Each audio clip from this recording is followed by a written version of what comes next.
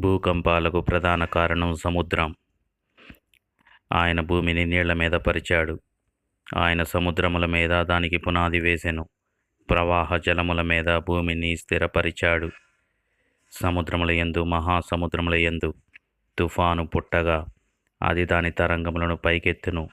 ఫలితంగా సముద్రం అడుగు భాగాన పీడనం అధికమై అది భూమి పునాదులను తాకటం ద్వారా లేదా భూఫలకాలను తాకటం ద్వారా మనకి భూకంపం సంభవిస్తుంది. అందుకే కొన్ని ప్రదేశాలలో నీరు ఉబికి పైకి వస్తుంది.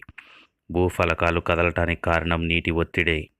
సముద్రంలో అడుగు భాగాన పీడనం అత్యధికంగా ఉంటుంది. భూకంపాలని ముందుగా గుర్తించాలంటే సముద్రం మీద నిఘా పెట్టడం ద్వారా, సముద్రంలో పరిస్థితులు క్షణక్షణం ఏ విధంగా మారుతున్నాయో అధ్యయనం చేయడం ద్వారా ఏ ఏ ప్రాంతాలలో ముందుగా భూకంపం సంభవిస్తుందో మనం దానిని అంచనా వేయవచ్చు. ఎలాగంటే తుఫానులను ఎలా మనం గుర్తిస్తున్నామో